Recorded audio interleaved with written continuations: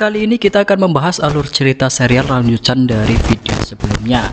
Di video sebelumnya, murid Huang Yoshi yaitu Mei Chaofeng dan Chen Xiaofeng berhadapan dengan 7 pendekar aneh, dan akhirnya salah satu dari 7 pendekar aneh itu tiada. Sementara Chen Xiaofeng dihabisi oleh Guo Jing kecil atau lebih dikenal dengan nama Kue Cheng. Setelah kematian Chen Xiaofeng, Mei Chaofeng berjanji di masa depan akan menghabisi 7 pendekar aneh termasuk Kue Cheng. Nah, dari sini cerita pun dimulai.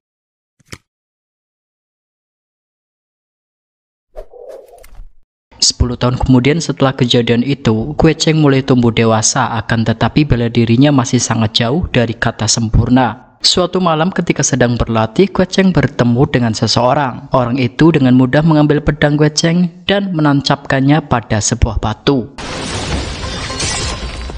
Kue Cheng mencoba mengambil kembali pedang itu, tapi ia tak mampu mencabutnya. Orang itu adalah pendeta Mayao, salah seorang dari 7 pendekar Quan Zhen. Dia kemudian mengajarkan sebuah teknik pernapasan kepada Kue Cheng. Setelah melakukan latihan pernapasan itu selama beberapa hari, Kue Cheng kembali mencabut pedangnya yang tertancap di batu dan berhasil.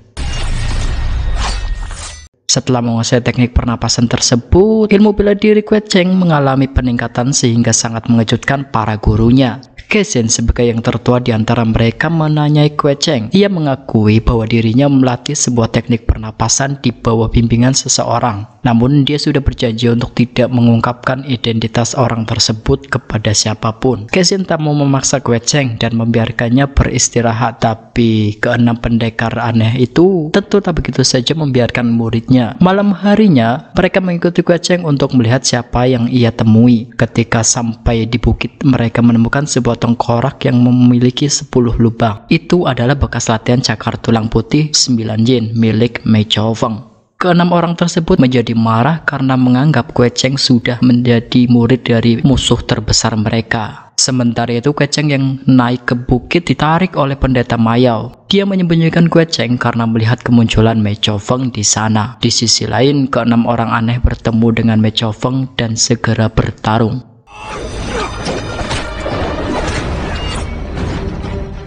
Sayangnya mereka bukan tandingan Mei Chaofeng. Melihat keenam gurunya dalam bahaya, Kue Cheng segera membantu, namun Chou Zeng yang salah paham malah menyerangnya. Mayao akhirnya muncul dan menerangkan situasi yang sebenarnya. Mereka kembali ke arena pertarungan. Mei Chaofeng pun dikeroyok. Dengan kemunculan pendeta Mayao, situasi menjadi berbalik. Mei Chaofeng pun mengeluarkan cambuknya. Mei Chaofeng berhasil melukai Mayao, namun Kue Cheng berhasil menusuk Mei Chaofeng. Melihat situasi tak menguntungkan, Mei Chaofeng segera melarikan diri. Beberapa waktu kemudian tibalah waktu untuk melakukan pertandingan. Kesen menyuruh Kue Cheng dia harus datang menemui pendeta Qiu dan bertarung dengan muridnya yaitu Yang Kang untuk memenuhi perjanjian 10 tahun yang lalu. Kue Cheng sampai di kota dan melihat seorang pengemis yang hendak dihajar oleh 3 orang karena mencuri di restoran mereka. Kue Cheng membayar buah yang dicuri pengemis muda tersebut. Melihat si pengemis yang kelihatannya kelaparan, Kue Cheng menjadi kasihan dan mengajaknya untuk makan di sebuah rumah makan. Dia mengeluarkan 3 tel perak dan meminta rumah makan itu untuk mengeluarkan hidangan terbaik mereka. Setelah selesai makan, Kue Cheng menanyakan mengapa pemuda itu menjadi pengemis dan mencuri. Pemuda itu mengaku bernama Oyong. Dia lari dari rumah karena dimarahi ayahnya. Kue Cheng menyuruhnya untuk kembali ke rumah dan memberikan kudanya kepada Oyong. Oyong pun menjadi terharu mendapat kebaikan dari pemuda yang baru ia kenal itu. Keesokan paginya di kota itu diadakan pertandingan bela diri. Pertandingan ini adalah sebuah pertandingan mencari jodoh. Ayah si gadis akan menikahkannya dengan seorang pemuda yang dapat mengalahkan putrinya itu. Tiba-tiba muncul seorang bangsawan dari sana. Dia adalah Yang Kang, pangeran muda kerajaan Qin yang berkuasa di sana. Yang Kang merasa tertarik dan ingin menguji bela diri gadis tersebut. Gadis yang bernama Niamci itu akan tetapi Shontin, ayah si gadis, berusaha menolak dengan halus karena menyadari bahwa mereka tidak berada di level yang sama. Yang Kang tak peduli dan naik ke panggung. Mau tak mau, Mu Nianqi terpaksa melayani Yang Kang.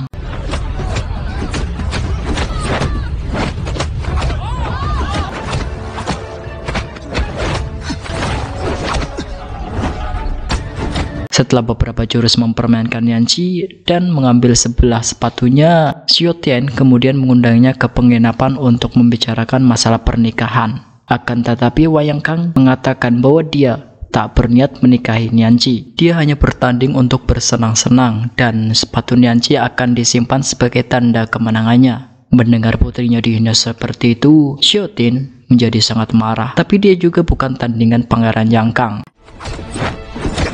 Kue Cheng yang melihat kejadian itu menyadari bahwa jurus yang dikeluarkan Yang Kang adalah cakar tulang putih 9 yin, jurus andalan Me Chao Feng. Kue Cheng segera naik ke panggung dan menegur Yang Kang. Dia meminta Yang Kang bertanggung jawab dan menikahi Mu Nianci atau mengembalikan sepatunya. Yang Kang menganggap rendah Kue Cheng dan Yang Kang malah menyerangnya. Kepandaian mereka sebenarnya setara, namun dalam hal trik dan kelicikan, Wayang Kang jauh lebih ahli. Ketika Kue Cheng terpojok, pendeta Tao menyelamatkannya. Pendeta tersebut adalah Wang Cui, orang kedua dari 7 pendekar Guan Zhen. Dia menegur perbuatan Wayang Kang yang dianggapnya tidak pantas. Para pasukan Pangeran Yang Kang segera menyerang Wang Cui untuk membela pangeran mereka. Namun tanpa diduga, permaisuri kerajaan muncul di sana. Yang Kang menemui ibunya. Ia segera mengajak Yang Kang meninggalkan tempat itu. Xiaotin yang mendengar suara permaisurinya teringat kejadian 18 tahun yang lalu ketika dia pergi berburu dengan kakak angkatnya. Dia melihat seorang pendeta Tao menghabisi sekelompok prajurit Qin yang merupakan penjajah di daratan Cina. Pendeta Tao itu adalah Qiuji. Mereka lalu mengundang mereka di pondok mereka di tengah hutan. Kedua orang ini adalah Guo Shitian dan Yao Shitian. Saat itu kedua istri mereka sama-sama sedang mengandung. Mereka meminta pendeta memberikan nama kepada kedua anak yang akan segera dilahirkan itu. Pendeta mengukir kedua nama tersebut di atasnya sebagai kenang-kenangan darinya. Kedua sahabat itu juga mengatakan bahwa jika anak yang lahir memiliki kelamin yang sama, maka mereka akan menjadi saudara. Beberapa hari setelah kepergian pendeta, pondok tersebut dikepung oleh pasukan Qin. Mereka melepaskan panah-panah api untuk membakar tempat tersebut. Kedua sahabat itu berusaha mempertahankannya, namun musuh terlalu banyak. Guo Shitian yang terluka memerintahkan Yang Xiaotian untuk pergi dan menyelamatkan kedua istri mereka. Sementara dia akan menahan pasukan mereka. Yang Xiaotin menyuruh istrinya menyelamatkan diri terlebih dahulu. Sementara dia akan kembali untuk menyelamatkan istri Go. Sayangnya, Yang Xiaotin terperangkap dan jatuh ke jurang. Dia berhasil selamat dari jurang itu dan disinilah ia berada. Di sisi lain, pendeta Wang terluka akibat serangan telapak tangan biksu.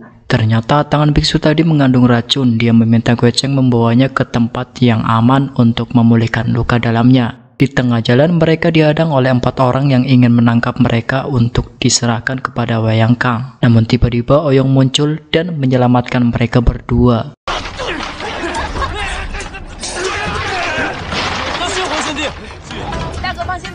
Kue Cheng membawa pendeta ke penginapannya. Setelah membuang racun yang menyerangnya, pendeta Wang meminta Kue Cheng mencarikan beberapa ramuan herbal untuk membersihkan sisa racunnya. Jika tak dibersihkan dalam 24 jam, maka Wang akan kehilangan nyawanya. Sayangnya kedua herbal yang dicari mendadak lenyap dari pasaran. Ada yang sengaja memborong barang tersebut supaya Wang Cui tak bisa diselamatkan. Di saat mereka putus asa, seorang kurir datang memberikan sebuah surat. Surat itu meminta Kue Cheng agar datang ke pinggir danau di arah barat kota. Kue Cheng sangat yakin bahwa surat itu ditulis oleh Oyong. Dia menyempatkan diri untuk membeli beberapa bapau yang amat disukai oleh Oyong. Sesampainya di sana, Kue Cheng melihat 4 orang yang menyerangnya terikat dan tergantung di pohon. Kue Cheng menertawakan mereka karena terlihat tak berdaya. Sebuah suara memanggil dari jauh. Dari tengah danau, sebuah perahu bergerak ke pinggir. Perahu itu membawa seorang gadis cantik berbaju putih. Kue Cheng terkejut gadis itu mengenalnya. Ternyata gadis itu adalah Oyong yang sudah membuka penyamarannya. Oyong meminta Kue Cheng menemaninya di perahu. Saat di perahu, Kue Cheng membuka bapau yang dibawanya, namun bapau itu sudah hancur. Oyong tersenyum dan mengatakan ia menyukai bapau yang diberikan oleh Kue Cheng. Oyong mengatakan bahwa Kue Cheng adalah orang pertama yang memperhatikannya, karena ayahnya sendiri pun tidak pernah memperhatikannya. Sepertinya Oyong dan Kue Cheng sudah saling jatuh cinta. Oyong mengatakan bahwa obat yang dicari sudah diborong oleh Yang Kang. Malam harinya, dia mengajak Kue Cheng mendatangi kediaman raja untuk mencuri herbal yang dibutuhkan. Tiba-tiba mereka mendengar 2 orang pengawal membicarakan wanita cantik yang ditahan Yang Kang di kediaman itu. Oyong yang penasaran mengajak Kue Cheng untuk melihat situasi. Ternyata yang ditahan oleh Yang Kang adalah Yang Xiaotian dan putrinya Mu Nianci. Mereka melihat Yang Kang sedang berada di sana dan berbicara dengan Xiaotian. Yang Kang meminta agar kedua ayah dan anak itu kembali ke desa mereka sampai berita ini mereda. Dia berjanji suatu saat akan datang ke sana dan menikahi Mo Nianqi. Xiaotian meminta bertemu dengan permaisuri untuk membuat kesepakatan, namun Yang Kang tidak bisa memenuhi keinginan tersebut. Mereka mengikuti Yang Kang ke sebuah gubuk kayu. Di kediaman Pangeran ke-6, permaisuri Raja Wayan Hongli berada di sana dan berdandan seperti wanita desa. Itu adalah hal yang sangat aneh.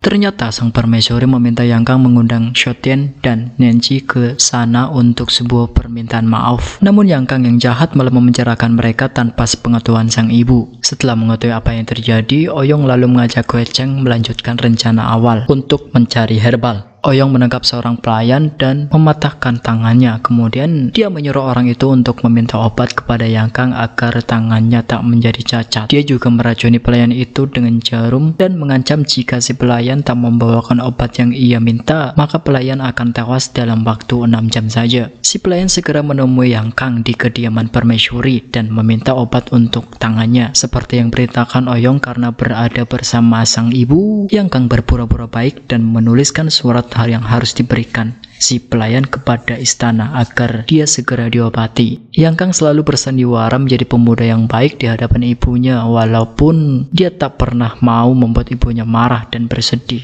Si pelayan segera memberikan surat Yang Kang pada tabib liang. Oyong lalu menyuruh Kue Cheng mengambil obat bersama si pelayan. Sementara itu dia masih akan di sana untuk menguping apa yang dibicarakan tabib liang dengan biksu tersebut. Tak lama kemudian dia melihat Pangeran ke-6 Wayang Hongli muncul di sana. Hongli ternyata berencana mencuri kitab Wumu yang ditulis oleh Tin Jenderal Miu Feng. Hongli ingin menghadiahkan buku itu kepada Kaisar Qin dan mendapatkan jasa yang besar. Di sisi lain, Kue Cheng yang mengambil obat bersama si pelayan ketahuan sebagai penyusup. Dia dikurung di ruang obat. Tiba-tiba muncul sebuah ular besar yang melilit Kue Cheng. Dalam keadaan panik, Kue Cheng menggigit ular raksasa itu.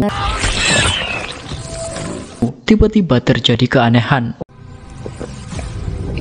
Ular tersebut tewas kehabisan darah, sementara Kue Cheng merasa bahwa tubuhnya amat panas. Oyong yang hendak mencari Kue Cheng juga tertangkap oleh para pendekar yang diundang Hongli. Namun gadis itu cukup lihai untuk menghadapi mereka. Bahkan si biksu yang berhasil memukulnya malah terluka. Ternyata Oyong menggunakan baju sirah landak. Mereka mengetahui bahwa sirah landak adalah salah satu pusaka Pulau Bunga Persik yang amat terkenal. Sementara itu, tabib liang memeriksa tempat penyimpanan obat. Dia amat terkejut melihat ular raksasa sudah tewas. Dia sengaja memelihara dan memberi makan ular itu dengan ramuan obatnya agar bisa menghisap darahnya. Ini merupakan teknik meningkatkan tenaga dalam dan bisa menciptakan tubuh anti racun. Kue Cheng lah yang mendapat manfaat apa yang dilakukan tabib liang. Kue Cheng sendiri pergi ke penjara dan melepaskan Xiaotian dan Nianqi. Xiaotian yang merasa familiar dengan wajah Kue Cheng menanyakan siapakah ayahnya, dan jawaban Kue Cheng membuatnya sangat terkejut. Yang Xiaotian merasa amat bersyukur bertemu dengan putra sahabatnya, Guo Zitian, yang sudah wafat. Belum sempat mereka meninggalkan tempat itu, mendengar langkah kaki mendekat. Kue Cheng kembali mengunci pintu dan bersembunyi. Yang datang adalah permaisuri. Dia memberikan beberapa tel uang dan melepaskan mereka. Tapi belum sempat dia berbicara lebih banyak, Xiaotian sudah menarik Nianqi dan meninggalkan tempat itu. Di luar pertempuran masih berlangsung. Beberapa orang muncul dan melerai perkelahian. Dia adalah Oyang Ke bersama gadis-gadis pengawalnya. Pangeran Wayang Hongli juga muncul dan menengahi pertikaian tersebut. Dia memperkenalkan Oyang Ke sebagai ketua muda sekte Ular Putih yang merupakan sekutunya. Dia adalah keponakan dari Oyang Feng, tokoh tua yang dikenal dengan nama si Racun Barat. Oyang Feng salah satu dari 5 pendekar besar di zaman itu. Dengan nama besar si Racun Barat, Oyang Ke berhasil meminta agar urusan dengan Oyong diserahkan kepadanya. Dia menawarkan pertandingan dengan Oyong. Jika dia menang, ia akan dibebaskan. Jika Oyang Ke yang menang, maka Oyong harus menjadi pengikutnya. Dia kemudian membuat sebuah lingkaran dan menantang Oyong bertanding.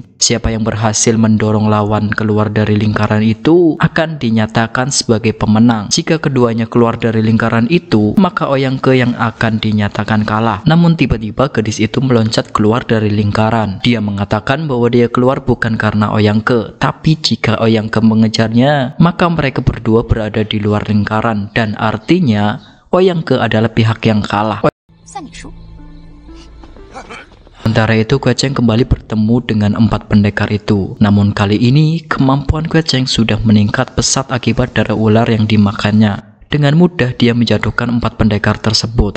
Kue Cheng berhasil dan melarikan diri dan bersembunyi di rumah kediaman permaisuri. Kemudian permaisuri juga datang ke sana dan masuk ke rumah. Tak lama kemudian Pangeran Wanyan Hongli juga muncul di sana untuk memeriksa kondisi istrinya. Tiba-tiba sang permaisuri menanyakan apakah benar Hongli melihat orang yang dicarinya sudah mati. Ingatan Hongli kembali ke peristiwa 18 tahun yang lalu. Dia adalah salah satu dari prajurit yang dibantai oleh pendeta Gyuji. Dia beruntung berhasil menyelamatkan diri dan bersembunyi di sebuah rumah di desa. Ternyata itu adalah rumah kediaman Gao Shitian dan Yang Shitian. Sang permaisuri tak lain adalah Bao Shiro, istri Yang Shitian. Dia merasa kasihan kepada Wanyan Hongli yang terluka dan tak melaporkan kepada suaminya dan bahkan merawat lukanya. Namun sayangnya Hongli jatuh cinta pada wanita itu. Penyerangan pada desa itu tak lain adalah karena Hongli ingin merebut Bao Shiro. Setelah melakukan pembantaian di desa, dia berpura-pura menemukan Bao Shiro dan menyelamatkannya. Dia mengatakan bahwa dia menyaksikan Yang Shitian sudah tewas dibantai oleh prajurit dinasti Qin. Dia sudah lama ingin memperistri Bao Shiro, namun 18 tahun ini perempuan itu masih tak mau melupakan suaminya. Dia terpaksa mengikuti Hongli tinggal di kediaman demi keamanan putranya. Hongli memang tak pernah memaksa menikahi Shiro. Dia benar-benar mencintai perempuan itu dan berharap Bao Shiro menjadi istrinya dengan sukarela. Tapi pada semua orang dia mengatakan bahwa Shiro adalah permaisuri dan Wayang Kang adalah putranya. Setelah pangeran ke-6 itu pergi, Shitian menemui sang permaisuri, masuk ke dalam dan melihat rumah itu sangat mirip dengan rumah mereka. Bahkan sebuah tombak pusaka juga tergantung di tempat tombak itu. Tombak itu seharusnya ada sepasang. Dia kemudian berpura-pura melihat peralatan mereka dan mengatakan akan memperbaiki pisau bajaknya keesokan harinya. Kata-kata itu menyadari bahwa pria itu adalah Yang Shitian, suaminya. Pertemuan mereka sangat mengharukan setelah terpisah 18 tahun dan mengalami berbagai kejadian pahit.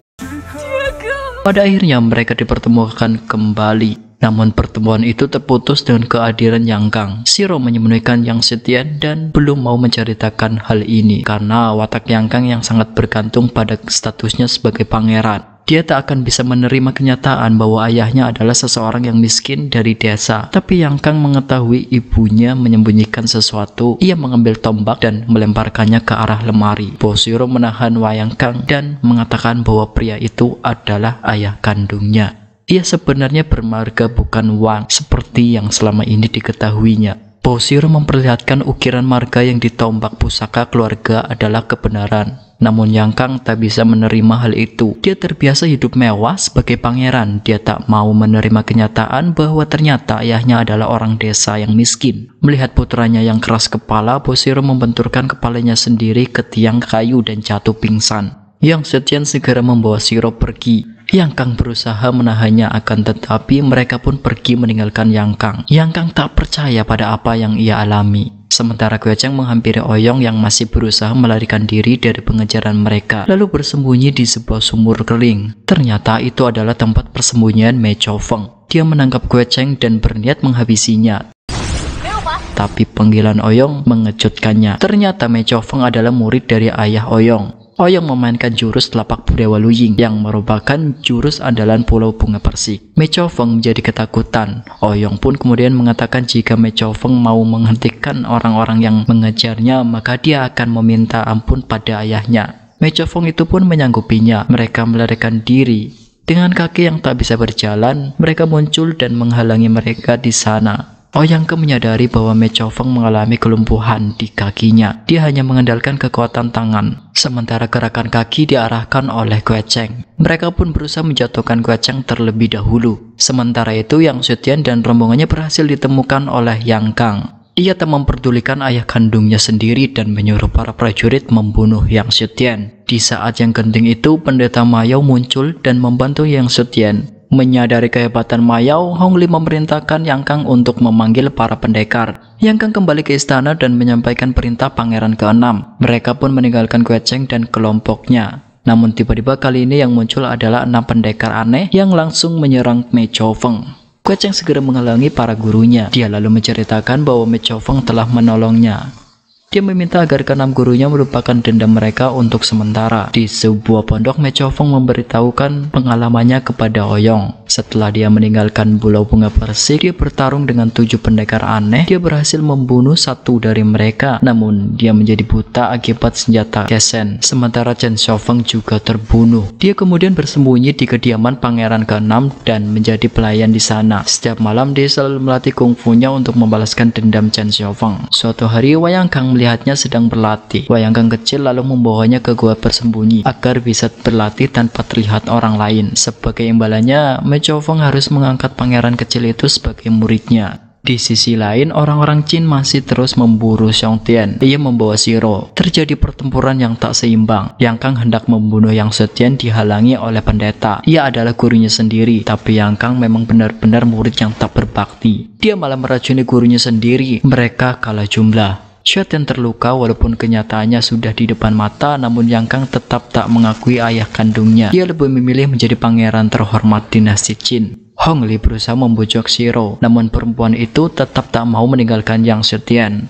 Selama ini dia masih tak mau dinikahi oleh pangeran ke-6 tersebut karena dalam hati kecilnya dia memiliki keyakinan bahwa suaminya masih hidup, dan keyakinan itu akhirnya terbukti hari ini. Dia berterima kasih pada Hong Li, tapi dia tetap tidak bisa meninggalkan Xiao Tian. Hong Li menjadi marah dan berniat menghabisi mereka semua. Namun Xiao Tian tidak ingin agar pangeran ke-6 tak melibatkan orang yang tak bersalah. Kemudian Shiro mengambil tombak dan bunuh diri. Melihat itu, Xiao Tian meminta Kue Cheng agar menikahi Mo Nianqi. Kemudian kedua suami istri itu pun tiada. Melihat itu, pendeta Qiu mengakui kekalahannya pada 6 pendekar aneh karena ternyata ia sudah mengajari murid yang tak berbakti. Beberapa hari setelah pemakaman, para pendeta membicarakan masalah pernikahan Kue Cheng dengan Mo Nianqi seperti keinginan Yang Tian. Tapi Kue Cheng menolak. Kesen yang mengetahui masa lalu muridnya mengatakan bahwa dia sudah dijodohkan dengan seorang gadis Mongol yang tak lain adalah putri dari Genghis Khan, penguasa Mongol. Kue Cheng mengatakan bahwa dia juga tak ingin menikah dengan gadis itu. Ia sudah punya pilihan sendiri di hatinya, dan gadis itu ialah Ouyang. Terjadi kehebohan di antara para pendekar melihat hubungan Ouyang dengan Kue Cheng. Mereka bisa menyimpulkan bahwa Ouyang tak lain adalah putri Huang Yoshi, si sesat timur, penguasa Pulau Bunga Persik. Ke-6 orang aneh tersebut berusaha menyadarkan Kue Cheng, salah satu dari 5 pendekar besar yang memiliki sifat tak terduga. Dia bisa membunuh orang tanpa perlu alasan. Walaupun bukan tokoh golongan hitam, namun dia juga tak bisa dimasukkan ke dalam jajaran golongan putih. Kesen dengan keras melarang keinginan Kue Cheng. Dia meminta pemuda itu bersumpah untuk tidak berhubungan lagi dengan Ouyang. Namun Kue Cheng adalah pemuda yang keras hati dan tak pandai berpura-pura. Dengan tegas dia menolak perintah Kesen.